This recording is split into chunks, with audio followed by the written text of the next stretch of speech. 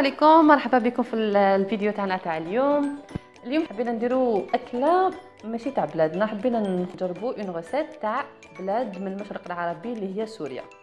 سوريا معروفه بالاكلات تاعها بزاف بنان وبالمقبلات تاعها وبالحلويات تاعها، مي اليوم حبينا ندير لكم حاجه خفيفه ومن بعد نزيدو نديرو دي غوسيت اخرين على حسب الطلب تاع كل واحد. الحاجه الدوزيام اللي حبينا نديروها اليوم سيك جا معنا ان انفيتي ضيف معنا سبيسيال، جبناه سبيسيالمون من سوريا.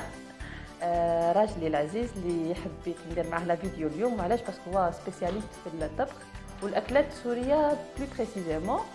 دونك قلت له يلا نديرو فيديو كيف كيف، وعلاش لا باسكو كيما نعرف المقبلات كيما الاكلات السوريه بزاف دوموندي في الجزائر والناس بزاف يحبوهم. هذه هي نقدموا لكم احسان راهو معنا في الفيديو.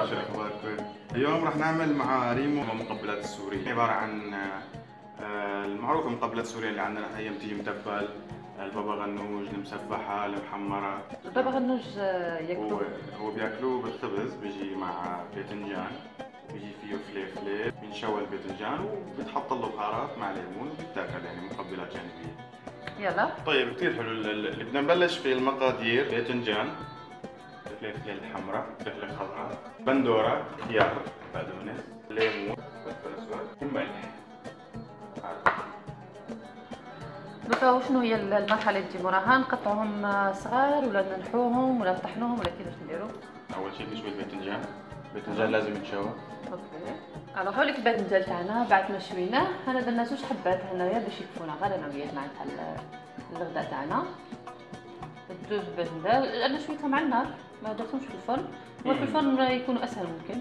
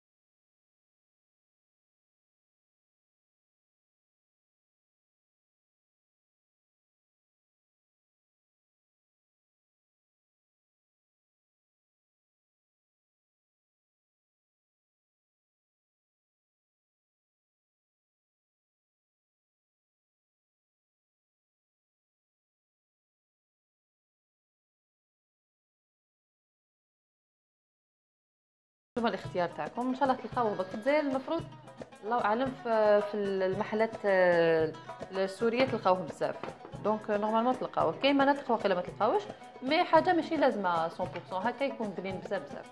ان شاء الله يكون عجبكم لو بلا تاع اليوم، حاجه جديده، وان شاء الله تجربوها وتورونا كيفاش تطلع لكم، باسكو لي زانغريديون اللي فيه ماشي كاع بزاف، اون بليس حاجه سهله وبزاف مليحه للصحه. تاكلوه بالصحه ولا هنا. لي بروشين فيديو ان شاء الله قولوا لي واش من مقبلات حبيتوا ندير لكم باش نبروفيتيو بلا بريزونس تاع شاف احسان تاعنا معنا ونديروا لكم دوطخ مقبلات باذن الله. مازال واحد 4 ولا واحد اخرين نديروهم لكم في لي بروشين فيديو. الي يعطيكم الصحه بسلامه.